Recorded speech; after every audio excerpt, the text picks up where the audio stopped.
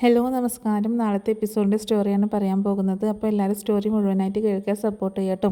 അങ്ങനെ അലീന എല്ലാ കാര്യങ്ങളും വൈജയന്തിയോട് തുറന്ന് പറഞ്ഞേക്കാണ്. രോഹിത്താണ് തന്നെ ആക്രമിച്ചത്. രോഹിത്തും ഹരിയും കൂടെ തന്നെ റേപ്പ് ചെയ്യാൻ ശ്രമിച്ചപ്പോൾ അവരിൽ നിന്ന് രക്ഷപ്പെടാനായിട്ട് തൻ്റെ വയറ്റിലേക്ക് തന്നെ കത്തി കുത്തി ഇറക്കിയതാണ് എന്നുള്ള സത്യം അറിയിച്ചേക്കാണ്. കേട്ടപ്പോൾ തന്നെ വൈജയന്തി വിശ്വസിക്കുന്നില്ല, നീ കള്ളം പറയാണ് എന്നൊക്കെ പറയുന്നുണ്ടെങ്കിലും അവസാനം മാഡം മോനോട് തന്നെ ചോദിച്ചു നോക്കൂ, മാഡം വേണമെങ്കിൽ വിശ്വസിച്ചാൽ മതി എന്നൊക്കെ പറഞ്ഞ് അലീന അവിടെ നിന്ന് പോകുന്നുണ്ട്. പിന്നീട് അലീന മുത്തശ്ശിയോടും എല്ലാ സത്യങ്ങളും തുറന്ന് പറയാണ്. എന്തിനാണ് ബാലചന്ദ്രൻ സാറ് തനിക്ക് എത്രയും തുക അക്കൗണ്ടിലേക്ക് ഇട്ട് തന്നത് എന്തിനാണ് എന്നുള്ള കാര്യം കൂടെ അലീന മുത്തശ്ശിയോട് പറയുന്നുണ്ട്. മാഡം അത് തെറ്റായിട്ടാണ് ധരിച്ചേക്കുന്നത്, പക്ഷെ അങ്ങനെയല്ല, യഥാർത്ഥത്തിൽ സംഭവിച്ചത് ഇങ്ങനെയാണ്. രോഹിതും ഹരിയും കൂടെ എന്നെ റേപ്പ് ചെയ്യാൻ ശ്രമിച്ചപ്പോൾ ഞാൻ എൻ്റെ വയറ്റിലേക്ക് കത്രിക കുത്തി കയറ്റിയതാണ്. ചത്ത് കഴിഞ്ഞാലും അവർക്ക് ഞാൻ എന്നെ വിട്ടുകൊടുക്കില്ല എന്നുള്ള ഉദ്ദേശത്തോട് കൂടിയിട്ട് ഞാൻ ചെയ്തതാണ് മുത്തശ്ശി എന്ന് പറയുമ്പോൾ മുത്തശ്ശി പൊട്ടിക്കരയാണ്. അലീനയെ കെട്ടിപ്പിടിച്ചുകൊണ്ട് പൊട്ടിക്കരയാണ് മുത്തശ്ശി. പിന്നീട് കാണിക്കുന്നത് രോഹിത് ഇങ്ങനെ റൂമിൽ മൊബൈൽ നോക്കി വളരെ ആസ്വദിച്ച് രസിച്ചിങ്ങനെ ഇരിക്കുന്ന സമയത്താണ് വൈജയന്തി റൂമിലേക്ക് കയറി ചെല്ലുന്നത്. അങ്ങനെ ആ റൂമിലേക്ക് കയറി ചെല്ലുന്ന വൈജയന്തി രോഹിത്തിനെ ഇങ്ങനെ നോക്കിക്കൊണ്ട് നിൽക്കണം. അമ്മയാണോ വന്നത്, എന്താ അമ്മ വന്നത് എന്നുള്ളൊരു നിസ്സാര മട്ടിലാണ് രോഹിത്. കാരണം അമ്മ അവനെ ഏത് സമയം സപ്പോർട്ട് ചെയ്യുന്ന ഒരാളാണല്ലോ. എന്ത് കൊള്ളരുതായ്മ കാണിച്ചാലും രോഹിത്തിന് എപ്പോഴും അമ്മയുടെ സപ്പോർട്ട് ഉണ്ടാവും. അപ്പോൾ അമ്മ വന്നപ്പോൾ അത്ര വലിയ കാര്യമാക്കി എടുത്തില്ല. പക്ഷെ അമ്മ ഒന്നും മിണ്ടാതെ നോക്കി നിൽക്കുന്നത് കണ്ടപ്പോൾ രോഹിത്തിന് ഭയം തോന്നുകയാണ്. രോഹിത് ആകെ പേടിച്ച് പോകുന്നുണ്ട്. എന്താ അമ്മ, എന്താ പ്രശ്നം എന്ന് ചോദിച്ച് രോഹിത് ഇങ്ങനെ പെട്ടെന്ന് കട്ടിലിൽ നിന്ന് ഇറങ്ങി താഴെ നിൽക്കുകയാണ്. ആ സമയത്ത് നേരെ ചോദ്യത്തിലേക്ക് കിടക്കുകയാണ് വൈജയന്തി കേട്ടോ. വേറെ കാര്യങ്ങളൊന്നും ചോദിക്കുന്നില്ല. നീ കോളേജ് കട്ട് ചെയ്ത് വന്നായിരുന്നു, അങ്ങനെയൊന്നുള്ള ചോദ്യങ്ങളൊന്നുമില്ല. നീയും ഹരിയും കൂടെ ഈ റൂമിൽ വെച്ച് അലീനയെ ജ്യൂസിൽ മയക്കുമരുന്ന് കൊടുത്ത് റേപ്പ് ചെയ്യാൻ ശ്രമിച്ചോ എന്ന ചോദ്യം മാത്രമേ ഉള്ളൂ. ആ ചോദ്യം കേട്ടതും രോഹിത് തീർന്നിട്ടോ. രോഹിത് ആകെ പകച്ചു പോവാണ്. ഒരിക്കലും രോഹിത് പ്രതീക്ഷിച്ചിരുന്നില്ല അമ്മ വന്ന് ഇങ്ങനെ ചോദിക്കുമെന്ന്. അച്ഛനായിരുന്നു ആണെങ്കിൽ ഒന്ന് രണ്ട് കാര്യങ്ങളൊക്കെ പറഞ്ഞ് എങ്ങനെയെങ്കിലും പിടിച്ചു നിൽക്കായിരുന്നു. പക്ഷെ അമ്മയുടെ മുന്നിൽ രോഹിത്തിനെ പിടിച്ചു നിൽക്കാൻ പറ്റുന്നില്ല. അത് അമ്മേ എന്ന് പറഞ്ഞ് രോഹിത് ഇങ്ങനെ തപ്പി തടയുന്നത് കണ്ടപ്പോൾ തന്നെ വൈജയന്തിക്ക് കാര്യം മനസ്സിലായി. വൈജയന്തി ആ നിമിഷം തന്നെ ഒരൊറ്റ അടി കൊടുക്കുകയാണ് രോഹിത്തിന്. എന്താടാ നീ ഒന്നും മിണ്ടാത്തത്, ഇല്ല എന്ന് പറയടാ എന്ന് പറഞ്ഞിട്ടാണ് തല്ലുന്നത്. രോഹിത് ആണെങ്കിൽ ആകെ പകച്ച് അമ്മേ തല്ലല്ലേ, അമ്മേ തല്ലല്ലേ, ഒന്ന് പറയട്ടെ എന്നൊക്കെ പറയുന്നുണ്ടെങ്കിലും നീ ചെയ്തിട്ടില്ല എന്ന് പറയടാ, ഞാൻ അങ്ങനെ ചെയ്തിട്ടില്ല എന്ന് പറയടാ, അത് തന്നെ പറഞ്ഞുകൊണ്ടാണ് വൈജയന്തി രോഹിത്തിനെ തല്ലുന്നത്. രോഹിത്താണെങ്കിൽ ഒന്നും പറയാൻ പറ്റാത്ത അവസ്ഥയിൽ ഇങ്ങനെ നിൽക്കണം. ആ തല്ല് മുഴുവൻ കൊള്ളുന്നുണ്ട്. എടാ മഹാഭാബി, അവൾക്ക് മുന്നിൽ എൻ്റെ തല കുനിപ്പിച്ചല്ലോടാ നീ എന്നൊക്കെ പറഞ്ഞ് ഭയങ്കരമായിട്ട് ഷൗട്ട് ചെയ്യാണ് വൈജയന്തി കേട്ടോ. അപ്പോൾ എന്താണ് മുകളിൽ സംഭവിക്കുന്നതെന്ന് അറിയാതെ അലീന ഇങ്ങനെ ശബ്ദം കേട്ടിട്ട് താഴെ വന്ന് നിൽക്കുന്നുണ്ട്. അപ്പോൾ രോഹിത്തിനിട്ട് നന്നായിട്ട് വൈജയന്തി പൊട്ടിക്കുന്നുണ്ടെന്ന് അലീനയ്ക്ക് മനസ്സിലാവണം. അലീന താഴെ ഇങ്ങനെ നോക്കി നിൽക്കുക കേട്ടോ, മുകളിലേക്ക് നോക്കി നിൽക്കുന്നുണ്ട്. വൈജയന്തി ആണെങ്കിൽ വീണ്ടും വീണ്ടും തല്ലാണ് നന്നായിട്ട് പൊതിരെ. അപ്പോൾ രോഹിത്തിന് ഹരിക്ക് മനു എങ്ങനെ തല്ല് കൊടുത്തോ അതുപോലൊക്കെ തന്നെയാണ് മനു. അത്രയൊന്നും വരില്ലെങ്കിലും എന്നാലും ആണുങ്ങളുടെ കരുത്തല്ലല്ലോ. വൈജയന്തി അമ്മ എന്നുള്ളൊരു രീതിയിൽ നന്നായിട്ട് തല്ല് കൊടുക്കുന്നുണ്ട് രോഹിത്തിന്. വൈജയന്തിയുടെ വിഷമം എന്താണെന്ന് വെച്ചിട്ടുണ്ടെങ്കിൽ അവൾക്ക് മുന്നിൽ തല കുനിഞ്ഞു പോലെ തൻ്റെ മകൻ തന്നെയാണല്ലോ അവളോട് ഇങ്ങനൊരു തെറ്റ് ചെയ്തത്. അപ്പോൾ അതിന് അവൾ അത് പറഞ്ഞപ്പോൾ തനിക്ക് എതിർത്ത് പറയാനൊന്നും പറ്റിയില്ലല്ലോ. അല്ലെങ്കിൽ അവൻ ചെയ്തിട്ടില്ല എന്ന് സത്യം മനസ്സിലാക്കുകയാണെങ്കിൽ അവൾ കള്ളം പറഞ്ഞതാണെന്നും പറഞ്ഞ് എന്തെങ്കിലുമൊക്കെ പറയായിരുന്നു. പക്ഷേ സത്യമാണെന്ന് വൈജയന്തിക്ക് മനസ്സിലാവാണ്. കാരണം രോഹിത് ഒന്നും തന്നെ സംസാരിക്കുന്നില്ല. അങ്ങനെ തല്ലി ഇങ്ങനെ പറയിപ്പിക്കാൻ നോക്കണേടാ, അങ്ങനെ ചെയ്തിട്ടില്ല എന്ന് പറയടാ എന്ന് പറഞ്ഞിട്ടാണ് വീണ്ടും തല്ലുന്നത്. അങ്ങനെ രോഹിത് സോറി പറയണം അമ്മയോട്. അമ്മയെ സോറി, അറിയാതെ പറ്റിപ്പോയതാണ് അമ്മയെ സോറി എന്നിങ്ങനെ ഒരുപാട് ഇങ്ങനെ പറയുന്നുണ്ട് കേട്ടോ. വൈജയന്തിയൊക്കെ അതും കൂടി കേട്ടപ്പം കലിങ്ങിട്ട് ഇരട്ടിക്കാണ്. ഒരുപാട് തല്ലുന്നുണ്ട്. അതേസമയം എന്താണ് അവിടെ ശബ്ദം കേട്ടിട്ട് അലീന ഓൾറെഡി അവിടെ വന്ന് നിൽക്കുന്നുണ്ടല്ലോ. അപ്പോൾ കൃഷ്ണയും ബബിതയും കൂടെ താഴെ വന്ന് ഇങ്ങനെ നിൽക്കുന്നുണ്ട് കേട്ടോ. എന്താണ് ശബ്ദം എന്ന് കേട്ടിട്ട് കൃഷ്ണ എന്താ ചേച്ചി നോക്കുമ്പോൾ അറിയില്ല എന്ന് പറയണ. അപ്പോൾ മോൾ റൂമിലേക്ക് പൊക്കോ, എന്താണെങ്കിലും അമ്മയുടെ സ്വഭാവം അറിയാലോ, മോൾ റൂമിലേക്ക് പൊക്കോ എന്ന് പറഞ്ഞിട്ട് കൃഷ്ണയെ പറഞ്ഞയക്കുന്നുണ്ട് കേട്ടോ. അങ്ങനെ ബബിതയും അവിടെ റൂമിൽ നിന്ന് പോവുകയാണ്. എന്തോ ഒരു പ്രശ്നമുണ്ടെന്ന് രണ്ടുപേർക്കും മനസ്സിലാവുകയാണ്. അങ്ങനെ അലീനയ്ക്ക് കാര്യം മനസ്സിലാവുകയാണ്. വൈജയന്തി അവനോട് പോയി ചോദിച്ചതാണെന്ന്.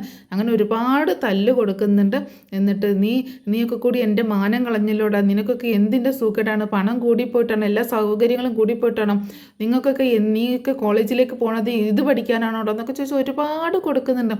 അപ്പോൾ ആദ്യത്തെ പ്രാവശ്യം ബാലചന്ദ്രനാണല്ലോ റൂബിയുടെ കേസിൽ ഇടപെട്ടത്. അന്നൊക്കെ അവനെ സപ്പോർട്ട് ചെയ്തെങ്കിലും ഈ കാര്യത്തിൽ ഒരിക്കലും സപ്പോർട്ട് ചെയ്യുന്നില്ല. കാരണം ചെയ്തത് തെറ്റാണ്. പക്ഷേ തെറ്റ് ചെയ്തെങ്കിലും തൻ്റെ മകനാണല്ലോ, താൻ പ്രസവിച്ച തൻ്റെ മകനാണ്, അതുകൊണ്ട് ഒന്നും ചെയ്യാൻ പറ്റില്ലല്ലോ, ഉപേക്ഷിക്കാൻ പറ്റില്ല, വീട്ടിൽ നിന്ന് ഇറക്കി വിടാൻ പറ്റത്തില്ല. അതൊക്കെ ബോധ്യമുള്ളതുകൊണ്ട് ഒരുപാട് തല്ല് കൊടുത്ത് അവിടെ അങ്ങനെ ഒഴിവാക്കി വിടുകയാണ് ചെയ്യുന്നത് വൈജയന്തി. അങ്ങനെ വൈജയന്തി താഴേക്ക് ഇറങ്ങി വരും കേട്ടോ. ആകെ വിഷമിച്ചിട്ടാണ് ഇറങ്ങി വരുന്നത്. ഇറങ്ങി വരുന്ന സമയത്ത് തന്നെ അലീന അവിടെ നിൽക്കുന്നുണ്ട്. അലീന ഈ ശബ്ദം കേട്ടിട്ട് വന്നതാണല്ലോ. അലീന അവിടെ നിൽക്കുന്നുണ്ട്. അപ്പോൾ അലീനയെ കണ്ടപ്പോൾ വൈജയന്തി ഇങ്ങനെ നോക്കുന്നുണ്ട് കേട്ടോ. അലീനയെ ദേഷ്യത്തോട് കൂടിയിട്ടാണ് നോക്കുന്നത്. അലീന എന്നിട്ട് അങ്ങനെ അവിടെ തന്നെ നിൽക്കുകയാണ്. ആ സമയത്ത് വൈജയന്തി താഴേക്ക് മെല്ലെ മെല്ലെ ഇറങ്ങി വന്നിട്ട് അവിടെയുള്ള ആ ഡൈനിങ് ടേബിളിലുള്ള കസേരയിൽ വന്നിരിക്കുകയാണ് ചെയ്യുന്നത്. അങ്ങനെ അവിടെ വന്നിരിക്കുന്ന വൈജയന്തി ആകെ തകർന്ന് ഇങ്ങനെ ഇരിക്കുക കേട്ടോ. കാരണം ഒരിക്കലും പ്രതീക്ഷിച്ച കാര്യമല്ല രോഹിത്തിൽ നിന്ന് ഇങ്ങനൊരു നീക്കം. രോഹിത് കാരണമാണ് അലീനയ്ക്ക് അങ്ങനെ കുത്തേറ്റത് എന്നുള്ള കാര്യം ഒരിക്കലും പ്രതീക്ഷിച്ചതല്ലല്ലോ. അങ്ങനെ അലീന അവിടെ ഇങ്ങനെ നിൽക്കുകയും ചെയ്യുന്നുണ്ട്. അപ്പോൾ വൈജയന്തി പറയുന്നുണ്ട്, ഇനി ഒരിക്കലും നിന്നെ ഇവിടെ നിർത്താൻ പറ്റത്തില്ല എന്ന് പറയണം. എന്താ മാഡം എന്ന് ചോദിക്കുമ്പോൾ, ഇനി ഒരിക്കലും നിന്നെ ഇവിടെ നിർത്താൻ പറ്റില്ല, നിന്നെ പറഞ്ഞയക്കാൻ പോവാണ്, ഇതിവിടെ ശരിയാവത്തില്ല എന്ന് പറയുമ്പോൾ, ഞാൻ എന്ത് തെറ്റ് ചെയ്തു മാഡം എന്ന് ചോദിക്കാൻ അലീന. നീ ഒരു തെറ്റും ചെയ്തില്ല, നീ വന്നത് തന്നെ തെറ്റാണ്, നീ ഒരിക്കലും ഇവിടെ വരാൻ പാടില്ലായിരുന്നു, നീ ഇങ്ങോട്ട് വരണ്ടായിരുന്നു എന്നൊക്കെ ഇങ്ങനെ പറയട്ടോ. ഞാനൊരു തെറ്റും ചെയ്തില്ലല്ലോ, എന്നെ എന്തിനാണ് ശിക്ഷിക്കുന്നത്, എന്നെ എന്തിനാണ് പറഞ്ഞു വിടുന്നതെന്ന് ചോദിക്കുമ്പോൾ, എനിക്ക് നിന്നെ ഇഷ്ടമല്ല, ആദ്യം തന്നെ എനിക്ക് നിന്നെ ഇഷ്ടമല്ലായിരുന്നു, എൻ്റെ അനുവാദം കൂടാതെ എൻ്റെ സമ്മതമില്ലാതെയാണ് മനോൻ ബാലചന്ദ്രനും നിന്നെ കൂട്ടിക്കൊണ്ടുവന്നത്. ഇങ്ങനെ പ്രായപൂർത്തിയായ മുതിർന്ന ആൺകുട്ടികളുള്ള വീട്ടിൽ നിർത്താൻ കൊള്ളത്തില്ല ഇതുപോലെയുള്ള ചെറിയ പെൺകുട്ടികളെ വീട്ടുജോലിക്ക്. ഇത് മുൻകൂട്ടി കണ്ടിട്ടാണ് ഞാൻ ആദ്യമേ പറഞ്ഞത് ഇങ്ങനെ പറ്റത്തില്ല, ഇവളെ നിർത്താൻ പറ്റത്തില്ല എന്ന് ഞാൻ ആദ്യമേ പറഞ്ഞത്. പക്ഷേ എൻ്റെ വാക്ക് ആരും കേട്ടില്ല, ഇപ്പം എന്തായി അതുപോലെ തന്നെ സംഭവിച്ചില്ല എന്നൊക്കെ പറയുമ്പോൾ, ഞാൻ എന്ത് തെറ്റ് ചെയ്തു മാഡം? അതിന് ഞാനൊരു തെറ്റും ചെയ്തിട്ടില്ലല്ലോ, അവരല്ലേ എന്നോട് തെറ്റ് ചെയ്ത്. ആര് തെറ്റ് ചെയ്താലും ചെയ്തില്ലേലും ശരി, നീ വന്നതുകൊണ്ടാണല്ലോ ഈ പ്രശ്നങ്ങളൊക്കെ ഉണ്ടായത്. അതിനു മുൻപ് ഇവിടെ വേലക്കാരികൾ നിന്നിട്ടുണ്ട്, ഒരു പ്രശ്നം ഉണ്ടായിട്ടില്ലല്ലോ. നീ വന്നതുകൊണ്ടല്ലേ എല്ലാ പ്രശ്നങ്ങളും ഉണ്ടായത്. ഈ കുടുംബം തന്നെ തകർന്നു പോവുകയല്ലേ ചെയ്തത് എന്ന് വീണ്ടും ദേഷ്യപ്പെട്ടുകൊണ്ട് ഇങ്ങനെ സംസാരിക്കുകയാണ്. അപ്പോഴും അലീന പറയുന്നുണ്ട്, ഞാനല്ലല്ലോ മാഡം അപ്പോഴും തെറ്റ് ചെയ്തത്, മാഡത്തിൻ്റെ മകനല്ലേ തെറ്റ് ചെയ്തത്, അപ്പോൾ അവനെ പറഞ്ഞ് മനസ്സിലാക്കി തിരുത്തല്ലേ വേണ്ടത് എന്ന് ചോദിക്കുമ്പോൾ, എന്ത് പറഞ്ഞാലും നിന്നെ ഇനി ഇവിടെ നിർത്തുന്ന പ്രശ്നമില്ല എന്ന് തന്നെ പറയാണ് വൈജ. ആ സമയത്ത് അലീന പറയുന്നുണ്ട്, ആദ്യം സ്വന്തം മകനെ കാര്യങ്ങൾ പറഞ്ഞ് മനസ്സിലാക്കി കൊടുക്കണം. പെൺകുട്ടികളോട് സ്ത്രീകളോടൊക്കെ എങ്ങനെ പെരുമാറണം, എങ്ങനെ ബിഹേവ് ചെയ്യണം, അവരോട് എങ്ങനെ ഇടപഴകണം എന്നുള്ള കാര്യങ്ങളൊക്കെ അവർ പറഞ്ഞ് മനസ്സിലാക്കി കൊടുക്കണം. അങ്ങനെയാണ് മക്കളെ വളർത്തേണ്ടത്. ആൺകുട്ടികൾക്ക് ഇങ്ങനെയുള്ള കാര്യങ്ങളൊക്കെ എങ്ങനെ ഗേൾസിനെ റെസ്പെക്റ്റ് ചെയ്യണം എന്നുള്ള കാര്യങ്ങളൊക്കെ പറഞ്ഞ് പഠിപ്പിച്ച് വേണം ആൺമക്കളെ വളർത്താൻ. ഇവിടെയും 2 പെൺകുട്ടികൾ വളരുന്നില്ലേ, ഈ സ്വഭാവം വെച്ചിട്ടാണെങ്കിൽ അതേ രീതിയിൽ അവരോടും പെരുമാറാനുള്ള ഒരു സാധ്യത വരും. ഇവിടെയും ആ ഹരി കയറി ഇറങ്ങുന്നതല്ലേ മാഡം, ഇതൊന്നും ശ്രദ്ധിക്കാത്തത് കൊണ്ടല്ലേ, മക്കളുടെ കാര്യങ്ങൾ ശ്രദ്ധിക്കാത്തത് കൊണ്ടല്ലേ ഇങ്ങനെയൊക്കെ സംഭവിച്ചത് എന്നൊക്കെ ചോദിക്കാൻ അലീന. നീ എന്നെ കൂടുതൽ കാര്യങ്ങൾ പഠിപ്പിക്കാനായിട്ട് വരണ്ട, എനിക്കറിയാം എന്താ വേണ്ടത്. എന്തും ഇവിടെ ഇങ്ങനെയൊക്കെ പ്രശ്നം ഉണ്ടായത് നീ വന്നതുകൊണ്ട് മാത്രമാണ്. അതെങ്ങനെയാ, ആർക്കോ എങ്ങനെയോ പഴച്ചുണ്ടായ ഒരു സന്തതിയല്ലേ നീ, പിന്നെ എങ്ങനെ ഇങ്ങനത്തെ സ്വഭാവം കാണിക്കാതിരിക്കും എന്ന് ചോദിക്കുമ്പോൾ, മാഡം സൂക്ഷിച്ച് സംസാരിക്കണം. ഞാൻ എന്ത് തെറ്റ് ചെയ്തിട്ടാണ് എന്നോട് ഇങ്ങനെ പറയുന്നത്? എൻ്റെ അമ്മ എന്നെ പിഴച്ച് പ്രസവിച്ചിട്ടുണ്ടെങ്കിൽ അത് എൻ്റെ തെറ്റാണോ? ഞാനല്ലല്ലോ തെറ്റുകാരി എന്ന് ചോദിക്കുകയാണ് അലീന. ആ സമയത്തും വൈജ പറയുന്നുണ്ട്, കൂടുതലൊന്നും സംസാരിക്കാൻ നിൽക്കണ്ട, ഇനി നിന്നെ ഇവിടെ നിർത്താൻ ഞാൻ ഉദ്ദേശിക്കുന്നില്ല, ഇനി നിന്നെ ഇവിടെ നിന്ന് പറഞ്ഞയക്കുക തന്നെയാണ് ചെയ്യുന്നത് എന്ന് പറയാണ്. അങ്ങനെ ഇനി പൊക്കോ, ഇനി ഇവിടെ നിൽക്കണ്ട, നീ നിൻ്റെ സാധനങ്ങളൊക്കെ പാക്ക് ചെയ്തോ എന്നൊക്കെ പറഞ്ഞ് അങ്ങനെ പറഞ്ഞയക്കുക കേട്ടോ. ഇനി നിന്നെ ഇവിടെ നിർത്താൻ പറ്റത്തില്ല, എന്താണെങ്കിലും ഇതിലൊരു തീരുമാനം എടുക്കുക വേണം എന്നൊക്കെ പറയുന്നുണ്ട്. ആ സമയത്ത് അലീന പോകുന്ന സമയത്ത് അലീന പറയുന്നുണ്ട്, ആദ്യം മാഡം ഒരു കാര്യം ചിന്തിക്കണം. മറ്റുള്ളവരെ ഇങ്ങനെ ശിക്ഷിക്കുമ്പോൾ, മറ്റുള്ളവരെ ഇങ്ങനെ കുറ്റപ്പെടുത്തുമ്പോൾ, അവരെ ചവിട്ടിത്താഴ്ത്തുമ്പോൾ നമ്മൾ എത്രത്തോളം പെർഫെക്റ്റ് ആയിരുന്നു നമ്മുടെ ഭൂതകാലത്തിൽ, നമ്മൾ പണ്ട് എത്രത്തോളം പെർഫെക്റ്റ് ആയിരുന്നു എന്നുള്ളത് നമ്മളൊന്ന് ചിന്തിക്കുന്നത് നല്ലതായിരിക്കും. നമ്മുടെ ജീവിതത്തിൽ എന്തൊക്കെ സംഭവിച്ചിട്ടുണ്ട് എന്നുള്ളത് നമ്മൾക്കല്ലേ അറിയുള്ളൂ. മാഡത്തിൻ്റെ പഴയ കാര്യങ്ങളൊക്കെ ഒന്ന് ഓർക്കുന്നത് നല്ലതായിരിക്കും. മറ്റുള്ളവരെ ഇങ്ങനെ കുറ്റപ്പെടുത്തുകയും ശിക്ഷിക്കുകയൊക്കെ ചെയ്യുമ്പോൾ എത്രത്തോളം മാഡത്തിൻ്റെ പഴയ കാലത്ത്, പണ്ടത്തെ ജീവിതത്തിൽ, ഭൂതകാലത്തിൽ പെർഫെക്റ്റ് ആയിരുന്നു എന്നുള്ളത് മാഡം ഒന്ന് ആലോചിക്കുന്നത് നല്ലതായിരിക്കും. അതിനുശേഷം മറ്റുള്ളവരുടെ മേലിൽ പഴി ചാരുകയും അവരെ ശിക്ഷിക്കുകയും ചെയ്താൽ മതി. അല്ലാതെ ഇങ്ങനെ പറയുന്നത് ഒട്ടും ശരിയല്ല എന്ന് പറഞ്ഞ് അലീന അവിടെ നിന്ന് പോവാണ്. അത് കേട്ടതും വൈജയന്തി ആകെ ഷോക്കാവുക കേട്ടോ. മുത്തശ്ശി പറഞ്ഞു ആഗ്രയിലെ കാര്യങ്ങളൊന്നും അവൾക്കൊന്നും അറിയത്തില്ല എന്ന്, അവൾ വെറുതെ ചുമ്മാ തട്ടിവിട്ടതാണെന്ന് മുത്തശ്ശി പറഞ്ഞു. പക്ഷേ അലീന വീണ്ടും ഒരു മുന വെച്ച് സംസാരിക്കുകയാണ്. പഴയ കാര്യങ്ങളൊക്കെ ഒന്ന് ഓർക്കുന്നത് നല്ലതായിരിക്കും, പണ്ട് എത്രത്തോളം പെർഫെക്റ്റ് ആയിരുന്നു എന്നുള്ളത് ഓർക്കുന്നത് നല്ലതായിരിക്കും എന്നൊക്കെ അലീന വീണ്ടും പറഞ്ഞത് വൈജയെ ആകെ ഷോക്കാക്കിയേ കേട്ടോ. കാരണം ഒരിക്കലും പ്രതീക്ഷിച്ചില്ല. വീണ്ടും വീണ്ടും ഇവളിതിങ്ങനെ എടുത്തിടുമ്പോൾ അവൾക്ക് എന്തൊക്കെയോ അറിയാം എന്നുള്ളൊരു ചിന്ത തന്നെ വൈജയുടെ മനസ്സിലേക്ക് ഇങ്ങനെ വരികയാണ്. അങ്ങനെ അലീന പറഞ്ഞ കാര്യങ്ങൾ തന്നെ ആലോചിച്ച് വൈജ അവിടെ ഇങ്ങനെ നിൽക്കുക കേട്ടോ. ആകെ എന്താണ് ഇവൾ വീണ്ടും വീണ്ടും എന്തുകൊണ്ടായിരിക്കും ഇവൾ ഇങ്ങനെ പറയുന്നത്, ഇനി ഇവൾക്ക് എന്തെങ്കിലും കാര്യങ്ങളൊക്കെ അറിയാമോ എന്നൊക്കെയുള്ളൊരു ചിന്തയാണ് വൈജയ്ക്ക്. അതേസമയം അലീനയാണെങ്കിൽ റൂമിലേക്ക് ചെല്ലുമ്പോൾ ആകെ വിഷമിച്ച് കരഞ്ഞുകൊണ്ടാണ് ചെല്ലുന്നത്. മുത്തശ്ശി ചോദിക്കുന്നുണ്ട്, എന്തു പറ്റി കൊച്ചേ, നിനക്ക് എന്താ പറ്റിയത്, എന്തിനാ അവിടെ ബഹളം കേട്ടത്, വൈജ എന്തിനാ നിന്നെ വഴക്ക് പറഞ്ഞു എന്നൊക്കെ ചോദിക്കുമ്പോൾ, അത് എന്ത് ചെയ്താലും കുറ്റം എനിക്ക് മാത്രമല്ലേ വരുള്ളൂ മുത്തശ്ശി എന്ന് പറയണ അലീന. എന്താ ഉണ്ടായതെന്ന് പറ കൊച്ചേ, നീ ഇങ്ങനെ കരയില്ലേ എന്ന് പറയുമ്പോൾ, മാഡം എന്നോട് ഇവിടെ നിന്ന് പോകാൻ പറഞ്ഞു, ഇനി എന്നെ ഇവിടെ നിന്ന് പിരിച്ചു വിടുകയാണെന്ന് പറഞ്ഞു. അതിനെന്താ കാര്യം? ഞാൻ മാഡത്തോട് പറഞ്ഞല്ലോ രോഹിത്താണ് എന്നെ ഉപദ്രവിക്കാൻ ശ്രമിച്ചത്. അക്കാര്യം പോയി രോഹിത്തിനോട് ചോദിച്ചപ്പോൾ രോഹിത്തിനെ ഒരുപാട് തല്ലിയെന്ന് തോന്നുന്നു, ഒരുപാട് ശബ്ദമൊക്കെ കേട്ടു, ഭയങ്കര ശബ്ദമായിരുന്നു മുകളിലൊക്കെ എന്ന് പറയാണ്. താഴെ വന്ന് മാഡം എന്നോട് പറഞ്ഞു ഞാൻ കാരണമാണ് എല്ലാ പ്രശ്നങ്ങളും ഉണ്ടായത് എന്ന് പറഞ്ഞു എന്ന് അലീന പറയുമ്പോൾ, അവൾ അങ്ങനെ പറഞ്ഞു എന്ന് ചോദിക്കുകയാണ്. പറഞ്ഞു മുത്തശ്ശി പറ, ഞാൻ എവിടെയാണ് തെറ്റുകാരി ഈ കാര്യത്തിൽ? ഞാനാണോ തെറ്റുകാരി? അവരല്ലേ എന്നോട് തെറ്റ് ചെയ്തത്, പക്ഷേ മാഡം പറയുന്നത് ഞാനാണ് തെറ്റുകാരി, ഞാനാണ് ഇവിടുന്ന് പോകേണ്ടവൾ എന്നാണ്. കാരണം അവർ മാഡത്തിൻ്റെ മകനാണ്, രോഹിത് മാഡത്തിൻ്റെ മകനാണ്, ഹരി മാഡത്തിൻ്റെ സഹോദരൻ്റെ മകനാണ്. അവരെ ഒരിക്കലും പറഞ്ഞയക്കാൻ പറ്റത്തില്ലല്ലോ, അതുകൊണ്ട് എന്നെയല്ലേ പറഞ്ഞയക്കാൻ പറ്റുന്നത്. പക്ഷേ ഒരിക്കൽ മാഡം എന്നെ തിരിച്ചു വിളിക്കും, എന്നെ എന്ന് ഇവിടുന്ന് പറഞ്ഞയച്ചാലും മാഡം തന്നെ എന്നെ തിരിച്ചു വിളിക്കും. പക്ഷേ അപ്പോഴെനിക്ക് തിരിച്ചു വരാൻ പറ്റണം എന്നില്ല. മാഡം അന്ന് ഒരുപാട് ഖേദിക്കുകയും ചെയ്യും എന്ന് അലീന പറയുമ്പോൾ, നീ എന്താ കൊച്ചി പറയുന്നത് എന്ന് ചോദിക്കുകയാണ് മുത്തശ്ശി. ഒന്നുമില്ല മുത്തശ്ശി, അങ്ങനെ പറയണം, ഒന്നുമില്ല മുത്തശ്ശി എന്ന് പറയുന്നുണ്ട്. എന്നാലും കൊച്ചമ്മ അവൾ എന്തിനാ അങ്ങനെ പറയുന്നത്? എനിക്കറിയില്ല മുത്തശ്ശി, ഞാനാണിപ്പോൾ തെറ്റുകാരി അയക്കുന്നത്, എന്നോട് ഇവിടുന്ന് പൊക്കോളാൻ തന്നെയാണ് പറഞ്ഞുകൊണ്ടിരിക്കുന്നത്. ഞാനൊന്ന് സംസാരിക്കട്ടെ അവളോട്. നീ ഇവിടുന്ന് പോയി കഴിഞ്ഞാൽ എങ്ങനെ എൻ്റെ കാര്യങ്ങളൊക്കെ ആകെ പ്രശ്നത്തിലാകും, എനിക്ക് നീ ഇല്ലാതെ പറ്റില്ല എന്നൊക്കെ പറയണം മുത്തശ്ശി. എനിക്കറിയില്ല മുത്തശ്ശി, എനിക്ക് ഇവിടെ നിന്നൊന്ന് പോയി കിട്ടിയാൽ മതി എന്ന് തന്നെ ആയിരിക്കുകയാണ് എന്ന് പറയാണ് അലീന കേട്ടോ. പിന്നീട് കാണിക്കുന്നത് ബാലചന്ദ്രനും വൈജയും കൂടി സംസാരിക്കുന്നതാണ്. ബാലചന്ദ്രൻ ചോദിക്കുന്നുണ്ട്, നീ രോഹിത്തിനോട് സംസാരിച്ചോ എന്ന് ചോദിക്കുകയാണ്. അപ്പോൾ ബാലചന്ദ്രൻ വൈജയോട് ചോദിക്കുമ്പോൾ വൈജ പറയുന്നുണ്ട്, ഞാൻ സംസാരിച്ചു, അതായിരുന്നു അവിടെ ബഹളം കേട്ടത്, എനിക്ക് തോന്നി, അതാണ് ഞാൻ അങ്ങോട്ടേക്ക് വരാഞ്ഞത്. എന്താണെങ്കിലും ഒരാൾ ചോദിച്ചാൽ മതിയല്ലോ, നീ കാര്യങ്ങളൊക്കെ മനസ്സിലാക്കിയല്ലോ. ബാലചന്ദ്രൻ എങ്ങനെ ഈ കാര്യങ്ങളൊക്കെ അറിഞ്ഞ്?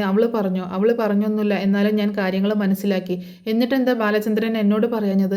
നിന്നോട് പറഞ്ഞിട്ട് എന്താ കാര്യം? നിന്നോട് പറഞ്ഞാൽ നീ നിൻ്റെ മകനെയല്ലേ ന്യായീകരിക്കുള്ളൂ. എന്താണെങ്കിലും അവൾ വന്നതുകൊണ്ടല്ലേ ഇവിടെ ഈ പ്രശ്നങ്ങളൊക്കെ ഉണ്ടായത്. അപ്പോൾ നിന്നോട് ആരെപ്പോൾ പറഞ്ഞ കാര്യങ്ങൾ? അവൾ തന്നെ പറഞ്ഞു, ഞാൻ ആദ്യം വിശ്വസിച്ചൊന്നുമില്ല, ഞാൻ രോഹിത്തിനോട് പോയി ചോദിച്ചപ്പോൾ അവന് ഉത്തരമില്ല എന്ന് പറയണ വൈജ. ഞാൻ എപ്പോഴും നിന്നോട് പറയുന്നതാണ് വൈജയ്, മക്കളുടെ കാര്യങ്ങൾ ശ്രദ്ധിക്കണം, അവരാരെ വിളിക്കുന്നു, എവിടെ പോകുന്നു, എന്ത് ചെയ്യുന്നു എന്നുള്ളത് ശ്രദ്ധിക്കണം. ഏത് സമയത്തും ഞാൻ മാത്രമല്ലേ നോക്കുന്നുള്ളൂ എല്ലാ കാര്യത്തിനും. അന്ന് റൂബിയെ വീട്ടിലിട്ട് അവൻ വിളിച്ചുകൊണ്ട് വന്നപ്പോൾ, ഒരു പെൺകുട്ടിയെ വിളിച്ചുകൊണ്ട് വന്നപ്പോൾ അവനെ ഞാൻ തല്ലിയതിന് എന്നെ ചോദ്യം ചെയ്ത ആളാണ് നീ. ഇപ്പോൾ നിനക്ക് തന്നെ അവനെ തല്ലേണ്ട ഒരു അവസരം വന്നില്ലേ? അന്ന് നീ അവനെ ഒന്ന് വാൺ ചെയ്തിരുന്നെങ്കിൽ, അവനൊരു ശിക്ഷ കൊടുത്തിരുന്നെങ്കിൽ ഒരിക്കലും ഇങ്ങനെയൊരു സിറ്റുവേഷൻ ഇവിടെ ഉണ്ടാവത്തില്ലായിരുന്നു. കാരണം നിന്നെയും കൂടി അവന് പേടി ഉണ്ടാകുമ്പോൾ അവനൊരിക്കലും ഇതിന് മുതിരില്ലായിരുന്നു. നീ ഒന്നും എന്ത് ചെയ്താലും അവനെ നീ സപ്പോർട്ട് ചെയ്യുന്നത് കൊണ്ട് മാത്രമാണ് അവന് എല്ലാ ധൈര്യവും വന്നത് എന്ന് പറയാണ് ബാലചന്ദ്രൻ. ഇനി എന്താണെങ്കിലും ഇതിനൊരു സൊല്യൂഷൻ എന്താണ്? ഇനി അവളെ ഇവിടെ നിർത്താൻ പറ്റത്തില്ല, അവളെ പിരിച്ചുവിടണം എന്ന് തന്നെയാണോ നിൻ്റെ തീരുമാനം എന്ന് ചോദിക്കുമ്പോൾ, അത് ഞാനൊന്ന് ആലോചിക്കട്ടെ എന്ന് പറയണം. അപ്പോൾ വൈജയുടെ മനസ്സിൽ എന്താണെങ്കിലും അവളെ പിരിച്ചുവിടണം, പക്ഷേ അവൾക്ക് എന്തൊക്കെയോ അറിയാമെന്നുള്ളൊരു കാര്യമുണ്ടല്ലോ, അതും എന്താണെന്ന് അറിയുകയും വേണം. അപ്പോൾ വൈജ പറയുന്നുണ്ട്, എന്താണെങ്കിലും അവളെ ഇവിടെ നിർത്താൻ പറ്റത്തില്ല, അവളെ പിരിച്ചു വിടുക തന്നെ വേണം. ഇനിയിപ്പോൾ പൈസയുടെ കാര്യങ്ങളൊന്നും നോക്കുന്നില്ല, എന്താണെങ്കിലും കുറച്ച് കാശ് കൂടുതൽ അങ്ങോട്ട് കൊടുത്തേക്കല്ലേ, ഇനിയിപ്പോൾ അവളെ പിരിച്ചു വിടുന്നതിൽ യാതൊരു കുഴപ്പമില്ല, അവൾ എവിടെ വേണമെങ്കിലും പോവട്ടെ, എൻ്റെ കൺമുന്നിൽ നിന്നൊന്ന് പോയി കിട്ടിയാൽ മതി എനിക്ക് എന്ന് പറയാണ് വൈജയന്തി. അപ്പോൾ ബാലചന്ദ്രൻ പറയുന്നുണ്ട്, നീ ഏതായാലും അവളെ പിരിച്ചുവിടാൻ തീരുമാനിച്ചേക്കല്ലേ, ഏതായാലും ഇത്രയും ആയില്ലേ, കുറച്ച് നാൾ കൂടി ക്ഷമിക്ക്, എനിക്ക് കുറച്ച് കാര്യങ്ങൾ കൂടി അറിയാനുണ്ട്, അതിന് ശേഷം തീരുമാനിക്കാം അവളെ ഇവിടെ നിന്ന് പിരിച്ചുവിടണോ വേണ്ടയോ എന്ന് ബാലചന്ദ്രൻ പറയുമ്പോൾ വൈജ ഒന്ന് ഷോക്കായി പോവാട്ടോ.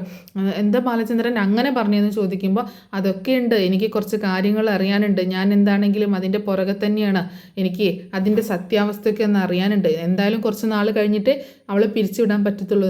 ധൃതി പിടിച്ച് ഇന്നും നാളെയായിട്ട് അവളെ ഞാൻ പിരിച്ചുവിടാൻ ഉദ്ദേശിക്കുന്നില്ല എന്ന് ബാലചന്ദ്രൻ പറയുമ്പോൾ അത് ബാലചന്ദ്രനാണോ തീരുമാനിക്കുന്നത്? പിന്നെ എൻ്റെ വീട്ടിൽ ഞാനല്ലേ തീരുമാനിക്കുന്നത്? ജോലിക്ക് ആരെ വെക്കണ്ടെന്നൊക്കെ ഞാനല്ലേ തീരുമാനിക്കുന്നത്? വൈജ ചോദിക്കുമ്പോൾ ഈ അലീനയുടെ കാര്യത്തിൽ ഇപ്പോൾ ഞാനാണ് തീരുമാനിക്കുന്നത്. ഇവിടെ ഇപ്പോൾ ഞാനും മനുവും കൂടിയല്ലേ പോയി കൂട്ടിക്കൊണ്ടുവന്നത്. മനു ഇപ്പോൾ ഇവിടെ ഇല്ല. ഇപ്പോൾ അവളുടെ കാര്യങ്ങളിലുള്ള ഉത്തരവാദിത്വം എനിക്കാണ്. അതുകൊണ്ട് ഇപ്പോൾ അലീനയുടെ കാര്യങ്ങൾ തീരുമാനിക്കുന്നത് ഞാനാണ്. തൽക്കാലം അവൾ ഇവിടെ നിന്ന് പോകുന്നില്ല എന്ന് പറയാണ് ബാലചന്ദ്രൻ. വളരെ ദേഷ്യത്തോടു കൂടി തന്നെ ശക്തമായിട്ട് തന്നെ പറയാണ്. വൈജയന്തി അത് കേട്ടിട്ട് ആകെ ഷോക്കായി പോകുന്നുണ്ട്. അപ്പോൾ എന്താണെങ്കിലും കുറച്ച് നാൾ കൂടി അലീന ഇവിടെ ഉണ്ടാവും എന്നുള്ള കാര്യം വൈജയന്തിക്ക് മനസ്സിലാവുകയാണ്. അത്ര പെട്ടെന്നൊന്നും അലീനയെ ബാലചന്ദ്രൻ പറഞ്ഞേക്കാൻ തീരുമാനിച്ചിട്ടില്ല എന്ന് മനസ്സിലാവുകയാണ്. അതിനും വഴക്കുണ്ടാക്കുന്നുണ്ട് വൈജയ്ക്ക്. പക്ഷേ വേറൊരു ഭയം കൂടിയുണ്ട്. ഇനിയിപ്പോൾ ബാലചന്ദ്രനോട് ഇവൾ എന്തെങ്കിലുമൊക്കെ കാര്യങ്ങൾ പറഞ്ഞിട്ടുണ്ടാവുമോ? ഇങ്ങനെയുള്ള കാര്യങ്ങളൊക്കെ അതാണോ ബാലചന്ദ്രനെ അന്വേഷിക്കാൻ പോകുന്നത്? അങ്ങനെയുള്ള ചിന്തയൊക്കെ വൈജയുടെ മനസ്സിലൂടെ ഇങ്ങനെ കടന്നു പോകുന്നുണ്ട് കേട്ടോ. അപ്പോൾ ഇത്രയൊക്കെയാണ് നാളത്തെ എപ്പിസോഡിൽ സംഭവിക്കാൻ പോകുന്നത്. പിന്നീട് ഒരു പക്ഷേ കൃഷ്ണമോളും ബബിതയൊക്കെ ഉള്ള ഒരു സീൻ ഉണ്ടാവാനുള്ള സാധ്യതയുണ്ട് ചെറുതായിട്ട്. പിന്നെ രേവതിക്കുട്ടിയെ വിളിച്ച് കാര്യങ്ങളൊക്കെ പറയുന്ന സീനും ഉണ്ടാവും. പിന്നീട് നെക്സ്റ്റ് ഒരു സീനായിട്ട് വരുന്നത് നമ്മുടെ ബാലചന്ദ്രൻ വീണ്ടും മുത്തശ്ശിയുടെ മൊബൈൽ ഫോൺ എടുത്തിട്ട് പരിശോധിക്കുന്ന സീനാട്ടോ. മൊബൈൽ ഫോൺ എടുത്തിട്ട് ആ കോൾ റെക്കോർഡ്സ് എടുത്ത് നോക്കുന്ന ഒരു ഭാഗമാണ്. ആ കോൾ റെക്കോർഡ്സ് നമ്മുടെ ബാലചന്ദ്രൻ്റെ ഫോണിലേക്ക് അയക്കുകയും അത് കേൾക്കുകയും ചെയ്യുന്ന ഒരു സീനാണ്. അത് മിക്കവാറും നാളത്തെ എപ്പിസോഡിൻ്റെ എൻഡിങ് ആയിട്ട് നെക്സ്റ്റ് ഡേയിലെ പ്രൊമോ ആയിട്ട് കാണിക്കാനുള്ള സാധ്യതയുണ്ട്. അല്ലെങ്കിൽ അടുത്ത ദിവസങ്ങളിൽ വരും ദിവസങ്ങളിൽ തന്നെ ഉടനെ ഒരുപാട് ലേറ്റ് ആവാതെ നെക്സ്റ്റ് വീക്കിൽ മൺഡേ ടു ഫ്രൈഡേൻ്റെ ഉള്ളിൽ എന്തായാലും ആ സീന് വരാനുള്ള സാധ്യതയുണ്ട്. അപ്പോൾ അതിൻ്റെ ഒരു സ്റ്റോറി നെക്സ്റ്റ് ഉടനെ തന്നെ ഞാൻ പറഞ്ഞ് അപ്ലോഡ് ചെയ്യുന്നതായിരിക്കും. അപ്പോൾ ഈ സ്റ്റോറി ലൈൻ നിങ്ങൾക്ക് ഇഷ്ടമായിട്ടുണ്ടാവുമെന്ന് കരുതുന്നു കേട്ടോ. അപ്പോൾ ഇതുവരെ സപ്പോർട്ട് ചെയ്യാതെ സബ്സ്ക്രൈബ് ചെയ്യാതെ കാണുന്ന ആരെങ്കിലും ഉണ്ടെങ്കിൽ ചാനലൊന്ന് സബ്സ്ക്രൈബ് ചെയ്യാം. അതുപോലെ വീഡിയോ ഇഷ്ടമായെങ്കിൽ സ്റ്റോറി ഇഷ്ടമായെങ്കിൽ ലൈക്ക് ചെയ്യുക. എന്തെങ്കിലുമൊക്കെ കമൻറ്റ് അഭിപ്രായങ്ങളുണ്ടെങ്കിൽ നിങ്ങളൊന്ന് കമൻറ്റ് ചെയ്യുക കേട്ടോ. പിന്നെ അതുപോലെ ഹൈപ്പ് എന്നൊരു ഓപ്ഷൻ ഉണ്ട്, അതും കൂടി ഒന്ന് ക്ലിക്ക് ചെയ്യുക. പിന്നെ എന്തെങ്കിലുമൊക്കെ തെറ്റുകുറ്റങ്ങൾ വന്നിട്ടുണ്ടാവും, സീനുകളൊക്കെ അങ്ങോട്ടും ഇങ്ങോട്ടും മാറി ഡയലോഗുകളൊക്കെ മാറിയിട്ടുണ്ടാവും. അപ്പോൾ അതൊക്കെ ഒന്ന് ക്ഷമിക്കുക. ഏകദേശം പ്രൊമോ കണ്ടിട്ട് അതിൻ്റെ ഒരു ഏകദേശം സ്റ്റോറി പറഞ്ഞ് അപ്ലോഡ് ചെയ്യുന്നതാണ്. അപ്പോൾ നെക്സ്റ്റ് വീഡിയോയിൽ വീണ്ടും കാണാം. Thanks for watching.